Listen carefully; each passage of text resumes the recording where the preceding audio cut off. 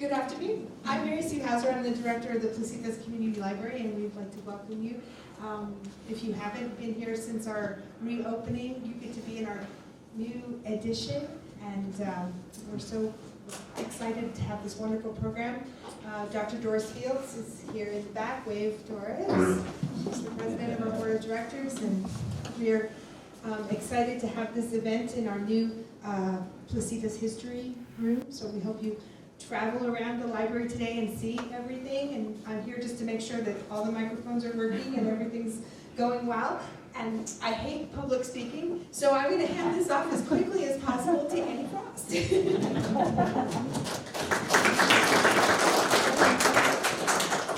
Thank you, Mary Sue, and I like public speaking almost as much as you do. But it is so thrilling, really, to see everybody here in this room, so many people, and to have this particular program be pretty much the inaugural program of this room. There have been some parties in here, but there have not been the kind of library educational programs that this is. And so we're really excited to welcome the land grant in particular and to collaborate with them on this first series of programs. As Mary Sue said, I'm Annie Frost, and I'm the adult programming coordinator for the library. And first I have a little bit of housekeeping. We ask that unless you're actively talking into a mic or eating, that you keep your mask on over your nose and mouth during your time in the library. There are places to sit outside. It is a beautiful day, so it may be that later you want to take some of that wonderful food that some of the ladies of the land grant have prepared a feast for us out in Ross's reading room. This program is being videotaped. Our wonderful friend Ron Wallace and Alan Bourne are here documenting the exhibit and this program. If you really don't want to be videotaped, just if you see a camera aimed in your direction, please kind of hold up your hand and Ron will know not to Shoot you. excuse me? I'm sorry, I'm not getting the point that someone is trying very sweetly to make to me. I apologize. As many of you know, oops, I forgot to get out the boots.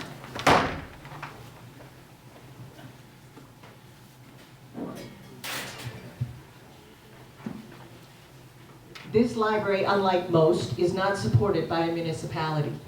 We do get some grant money from the state and the county, and that helps us buy books and computers. But to keep the lights on and the computers running, and to certainly pay the small salaries that we do pay, we are 95% volunteer run, but we do have a little bit of salary. To pay those things, we count on donations from this very generous community. And we acquire that, we receive those donations in many, many ways, one of which is that though there is never a charge for any library program, we do ask that you consider putting some money in the boot if that feels comfortable to you as it comes by. But there is no obligation at all. So, you've all done this before, the boot, just pass it down. What goes around, and when it gets to the back, just put it down on the floor.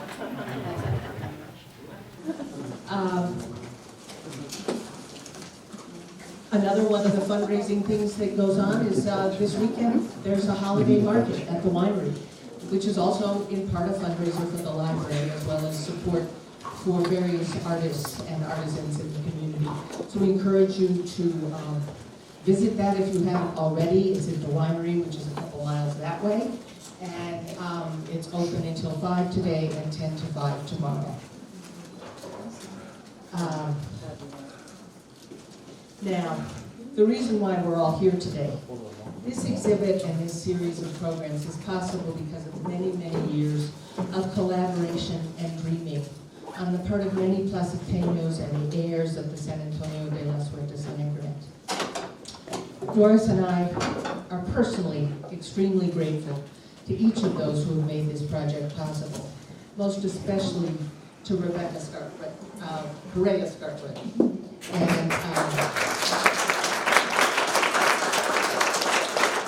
And to Philip Clark, who could not be here today.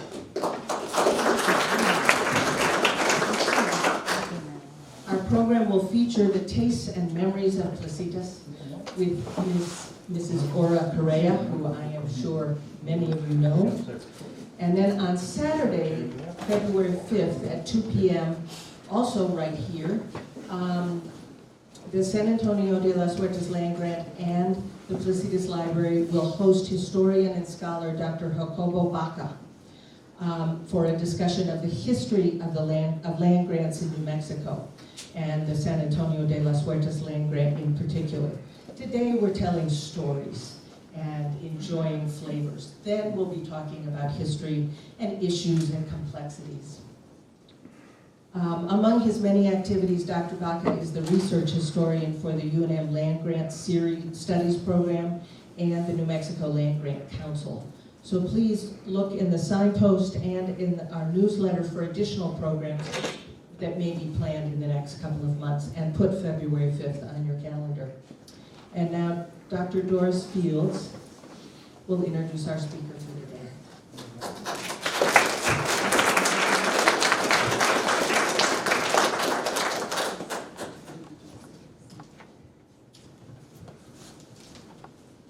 Hi, everyone. Can you hear me? Can you hear me? Almost. Almost? Okay. Okay.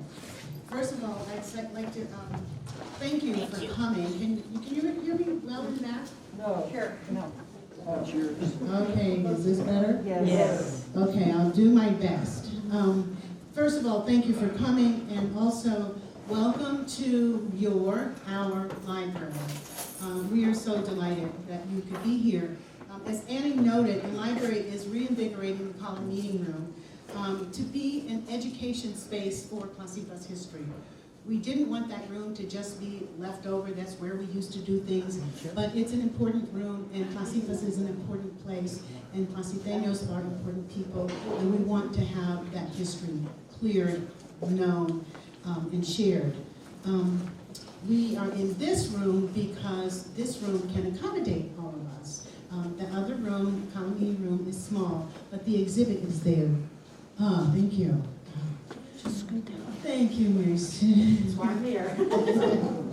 Yeah, okay. And so the San Antonio de las Huertas Land Grant Merced exhibit is in the College Meeting Room, as I said. A big thank you goes to, as Annie said, a big thank you goes to Rebecca Correa Scartwood. And it's Rebecca's vision that has been, I've had the opportunity to see some parts of the development that is happening with the land grant, and it's Rebecca's vision that is making that happen. Yes, many people or many hands, all the hands in land grant are doing it. Rebecca's vision, in my view, is what's making that. She's the, you can have a car that has seats and tires and so forth, and they get you there, but if you don't have an engine, you can't go anywhere. And Rebecca really, in my view, has been the engine for that. Also want to thank Philip Clark, who cannot be here. He's on the land grant board, but he's also on the Placitas Community Library board. I want to thank Philip because Philip has a serious commitment for bridging, and it's what we have been working to do for 21 years, to bridge more and more of us. We're such a varied community, to bridge more and more of us together so we know who we are. We are one people here in Placitas. Yes, we are different, we have different backgrounds, etc. But we're one people. We are Placiteños.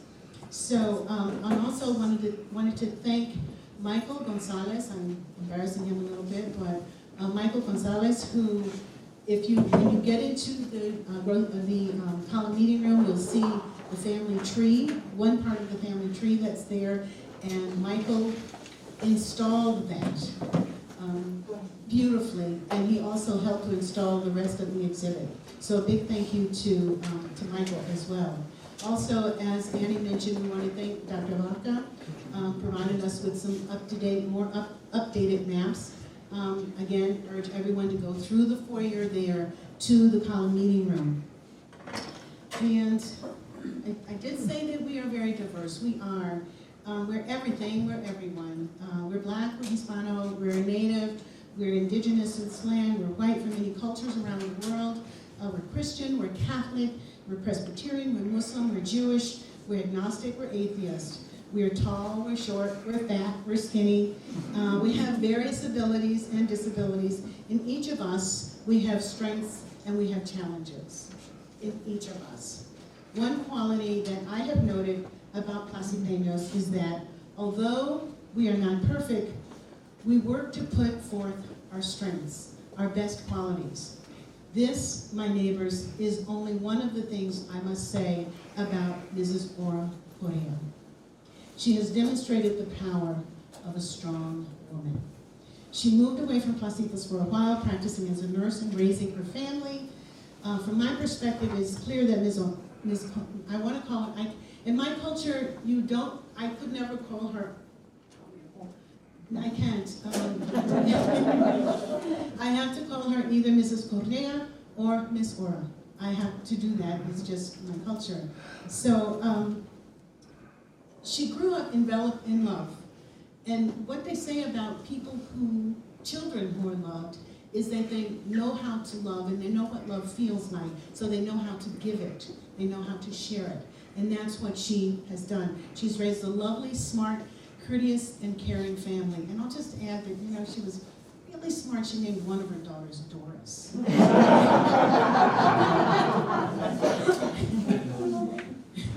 She and her family demonstrate this courtesy, this caring, this loving all the time. At every event, family is so important. At every event that I have seen any of her family, there's never been one. It's always a family affair. Whether it was at the mission church, whether it was at the farmer's market, the library, or voting. Strong family ties are critical. When I was still teaching at the University of New Mexico, I invited Ms. Correa to come to my class and talk. Well, I invited her to speak and share some of her stories, but she came, she had her daughter, Rebecca, she had her granddaughter, Caitlin, and what that did is she told her stories, her life stories, which were very rich, but she also demonstrated the importance of family, the importance of family ties. That was the big thing. So my students were enriched by her stories, they were enriched by that example. Ms. Ora has a lot of class. She has a lot of class. She's your neighbor, she's our neighbor, and I'm deeply honored to call her my friend. It's my pleasure and indeed my honor to call forth Mrs. Ora Correa, the oldest living heir in San Antonio de las Huertas land grant.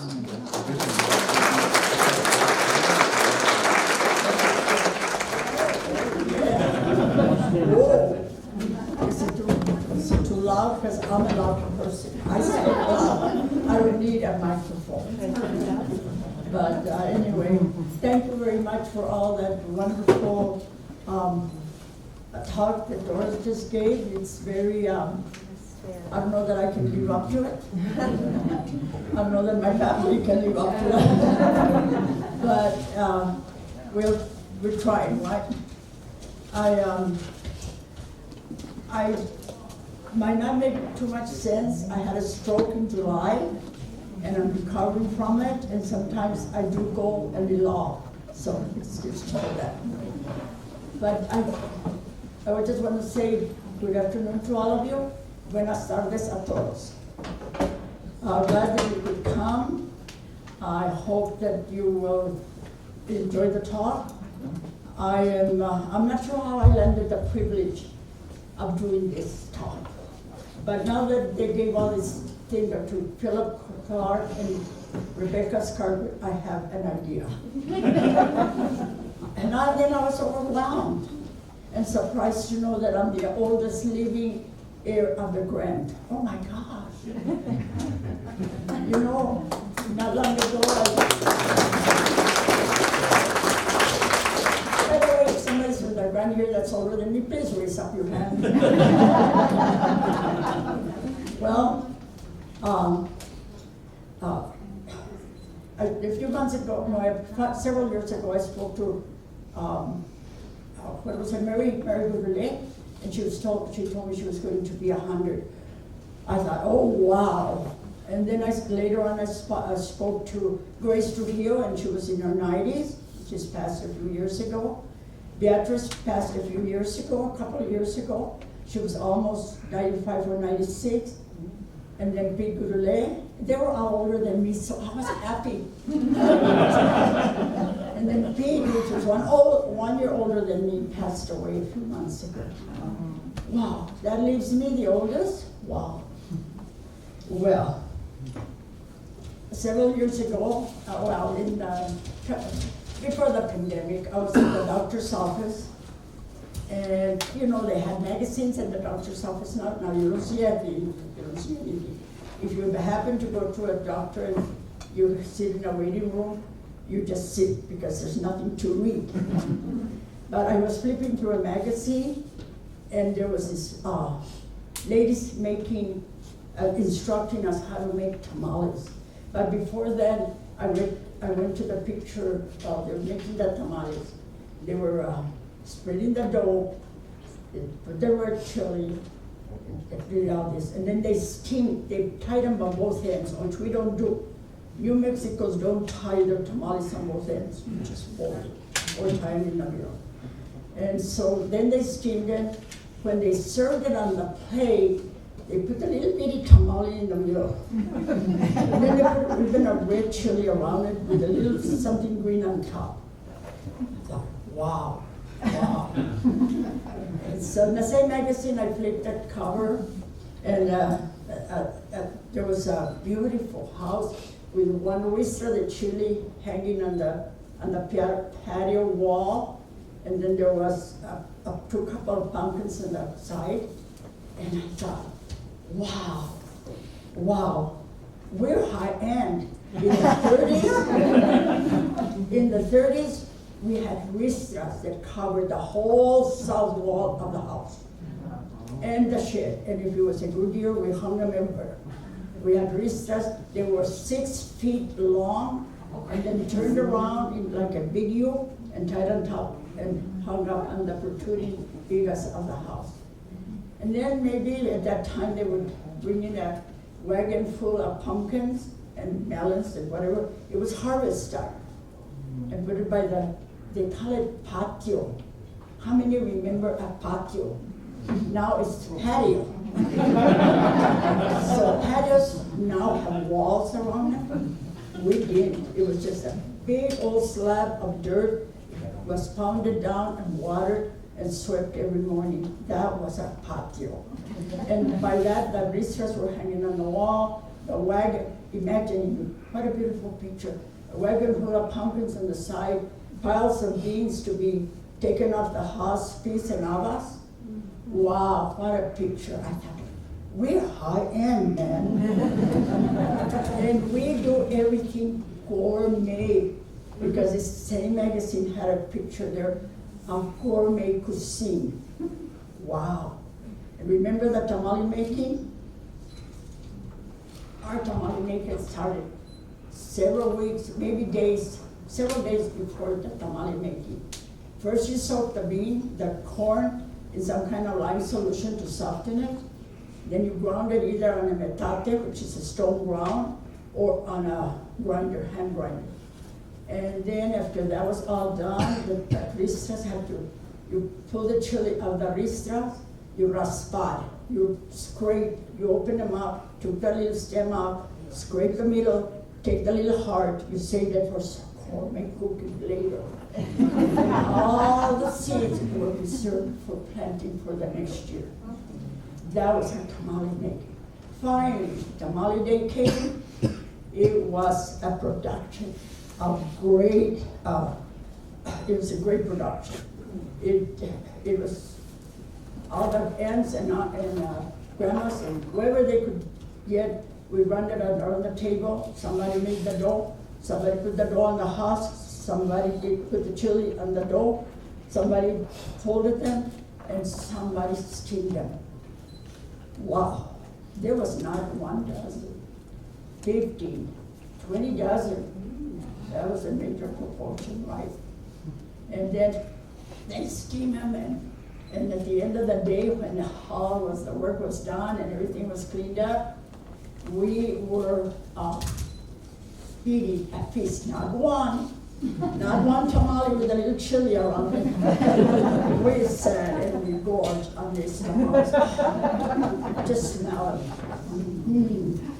And they were all organic. These are words we didn't hear in our time. We don't hear gourmet cooking. We didn't hear organic. But all our stuff was organic. Oh man. When you go to the grocery store, you see a big sign, organic. And then you see more vegetables over there. What are they? What are we eating from that part that doesn't say organic? Well, in our time, organic was the thing. No pesticides were put on our land, not even the manure. It was organic. It was spread on our ground, and it was produced organic food. And so whether it was beans, peas, garbanzo, habas. You know, habas are coming back. I found them in the grocery store the other day. Do you know what an haba is? How many of you know? Do you know what a fava bean is? Well, habas is a fava bean. And we used to use them a lot as we grew up. So it's organic. As children, we worked along with our parents, but we played. As we worked, we played. As we worked and played, we learned, and we were taught. And so, excuse me. And so we were outside doing our thing. We got hungry. We got a cucumber off the plant, ate it. Wash it? Nah. We just did. Carrots, you're going to say, well, they have to wash the carrot. Oh, no. We wiped it on our designer jeans. Something else. Designer jeans is a word. Oh, my gosh. We were high-end. We had our coveralls with one strap hanging to the waist. We had lots of buttons. We had lots of snap to it.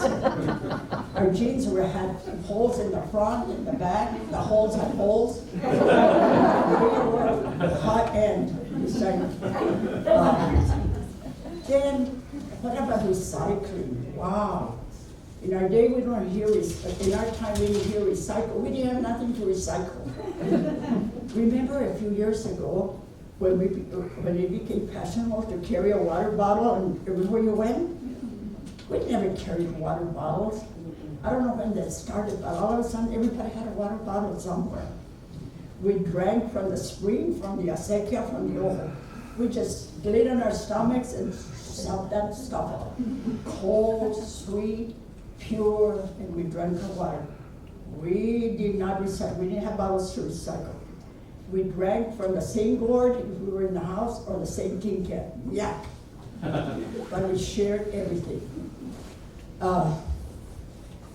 And so when we finished drinking water from the pond, we would just turn over on our backs and just enjoy the clouds formation. We would we could hear the birds sing, a crow fly by, a hawk. Oh, the stress was gone. It was peaceful. Of course, we were dressed in our designer clothes, so remember the 2020? The pandemic, we all remember that. Remember when we were in the frenzy buying toilet paper? We entered the warehouses of the United States buying toilet paper. What in the world were we buying so much for? In my time, all we needed was a Montgomery Ward catalog. Oh, I'm sorry, I was on a rapid trail chase here. I'm supposed to be talking about food, huh? And taste.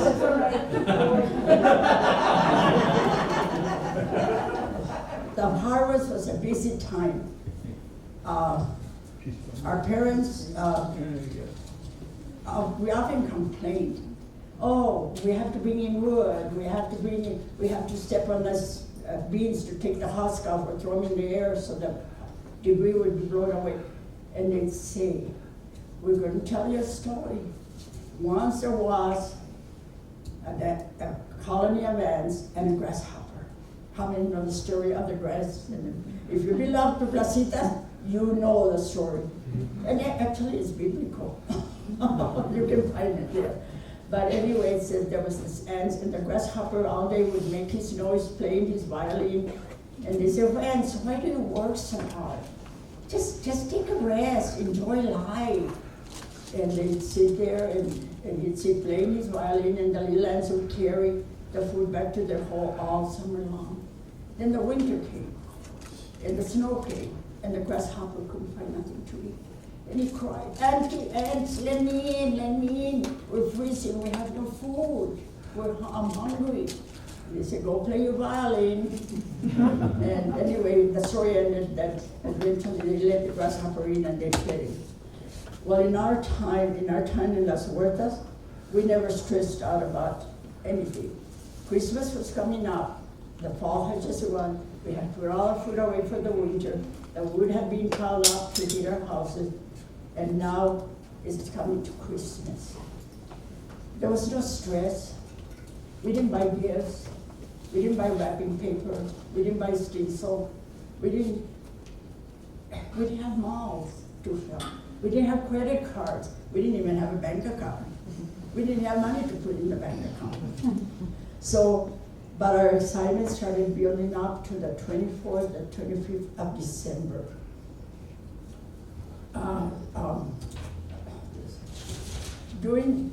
When the harvest is in and November comes along, it was an exciting time, but not for the pig, because this was a slaughtering of our pig. We were excited because the cousins were all gathering together with the parents to work, the kids to play, and yell and scream and fight and do what kids do. And the pig was laid down on the slanting boards, and there's tubs of boiling water placed in the side. There was one big pot called el perol. Everybody remember the word perol? Some of them always would say yes. It was a copper big pot. I guess it might have belonged to the village because it never was at my house except for the slaughtering of the pig. But we all used it, so somebody must have it in somewhere in one of your sheds buried somewhere. Please, if you find it, bring it to the library and put it on display. It's an antique. It's very, very, very wisely used. Anyway, the water was boiling, and they had gunny sacks in one tub. They pick it up and put it over the pig. They were shaving the pig. You didn't skin the pig, you shaved it. And the man, it was a labor of love. They shaved it good, and then they processed the meat, the fat, and they rendered the fat in one of the perol. They rendered the fat, and there was an all-day thing. Towards the end of the day, there was a lot of chicharrones. I make my daughter so often write, she says, let's go to 4th Street. There's a place there that sells the best chicharrone. Sorry to those that don't eat pork, but we did. And so I can't eat because of my stroke, salt, and all that, but I taste it. I have to taste it and smell it, and then I'm okay for a couple of months, and then we have to go at it again. Well, all the lard is already rendered. My grandmother would take the blue cornmeal and make it like a tortilla, not rolled, but a tortilla. Then she'd put some of the chicharrones in there and make it like a baseball and throw it back in the lard. That was our burrito. They call it burrito. Now we have different kinds of burritos. You have eggs and potatoes and all that. And we have chicharrones and that was wonderful, wonderful to eat. Well, now it's getting to be December, and my grandmother would take boxes from wherever they stored them with unfinished projects like crochet, embroidery, towels for this person, scarves, doilies, whatever they were sewing, they were going to finish it for Christmas this year to give to some of their relatives. And so while they were doing that, an announcement would be announced, there's going to be the program for Christmas at the Presbyterian Church. Everybody come, bring the children. We were going to present a play. So, as we started off, all the children went to practice. Everybody, no matter how old you were. Some were sheep, some were cows, donkey. Some of us covered the part of the angel or Mary. Oh, I coveted that part. I wanted to be an angel with a white flowing gown, cardboard wings with tinsel, something bright on it, and a halo. I could see myself. So the missionaries that came with some of you that belong to the Presbyterian Church, one of the first ministers was Mr. Candelaria, and he would bring missionaries, and they were going to teach us how to make this production. So anyway, but this time they said, whoever learns Luke 2, chapter 2, verses 8 to 16 is going to be the angel. Oh, wow.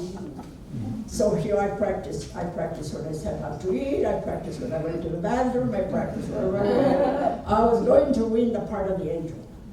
Well, so as I practiced, I said, and there were shepherds in the field washing their sheep by night. Why are they washing their sheep by night? Isn't it cold? Can they freeze? Well, remember, Spanish people have a hard time with SS and CH. It took me a long time to know that he was watching their sheep by night. And so I thought, oh my, I learned that sometime later. While we were practicing, the women of the house were making tamales, they were making bizcochitos, they were making molletes. Some of these are going to be out there. You have a taste of them. Pastelitos to share with neighbors who didn't have any. And even if you had some, you had to share out, because what I cook and what you cook are going to might be the same recipe, but it's going to taste different, right? I always go to some people that cook the same way I do. I eat and eat and eat because it's so good. But when I cook it, yeah. Okay, so now the night of Christmas is arriving, and we were all in the cellar of the Presbyterian Church, getting dressed with whatever part we got. I didn't get the angel part. I don't even remember what I got because I was so upset that I didn't get the angel part. I didn't get married either. But anyway, they were all dressing. While we were dressing, the program was going on, the singing, the reading of the scriptures, and all of a sudden, the preacher would stop. They opened the curtains, and there was a shepherd sitting by a fake fire. And guess what? The angel comes in and said, "Glory to God, fear not, for I bring you great tidings of great joy that will be to all people.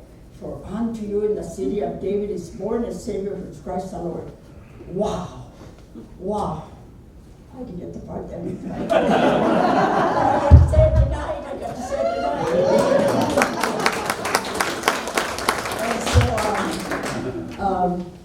And so, then later on came at curtains closed, and pretty soon marching Mary and Joseph, and all the little animals, all the children were dressed as different things. And so that was our Christmas, but then all of a sudden everything went quiet, the curtains closed, and there was a knock, boom, boom, boom, boom. The doors were, somebody opened the doors, and there came this man, dressed in red. I don't know if you remember a man by the name of Romaldo Montoya. I think a lot of you do. He was pretty punchy. He didn't need a costume, but he was dressed in red with a big sack on his shoulders. He walked in, and he started giving gifts to everybody. Everybody got a stocking, an apple. Some years we had oranges because we had relatives in California and they would send us boxes so we could give for Christmas. And so they had an orange. The ribbon candy, do you remember the little candy that's like that? It has a rose in the middle. We'd suck on that thing for days trying to get to that rose. Never found it. If you ever do, save it. Anyway, that was given to everybody. Then everybody was ready to go home. A lot of talking and sharing and celebrating and happiness and joy.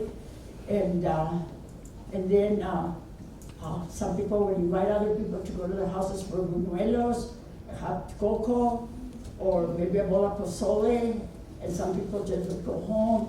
By that time, the men of the village had started fires on this, they call them luminarias. It's not the little bags that we have now, but they were wood that was piled like this, like a pyramid, and they would light it, and when we walked home to our houses, we would go, there was light and there was warmth, because if it was a year that it snowed a lot, but it was a beautiful scene to see, you know. So we had to get ready, because next day, we all had to get up with our little flour sacks and go through all the village yelling, "Miss Christmas," knock on the door, "Miss Christmas, my Christmas." And people would open the door and give us biscochitos. They'd give us some more peanuts, nuts, and maybe an apple. They gave us what they had, but everybody had something in their bag when they went home. And that was our Christmas. Oh, by the way, remember the Christmas story? That the angel was there with the people? Well, at the end there was a multitude of angels saying, "Glory to God, peace on earth, goodwill to men." And that's what it is today. Peace on earth, goodwill to men. Thank you.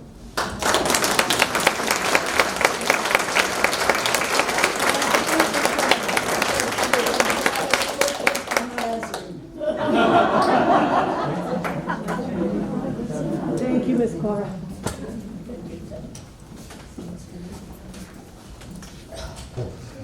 Okay, I'll just let you know recently. Thank you. I cannot thank you enough. It's really wonderful to be able to be here. We wish we didn't have COVID. We wish we didn't have to have masks. We can actually see one another's smiles. But one day I think we will be able to see each other's smiles. What stories? Thank you. Thank you so much.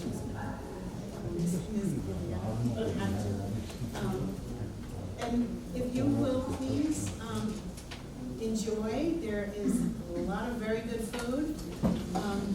Rebecca wouldn't, I wanted to taste some to just make sure. Rebecca wouldn't let me taste it in advance.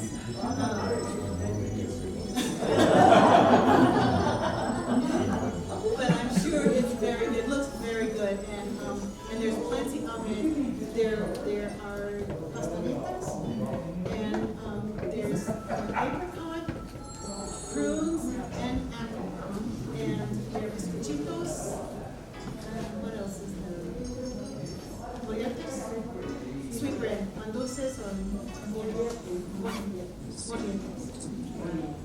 Okay, so it's there. There's pineapple cider. There's water, and please take a look in the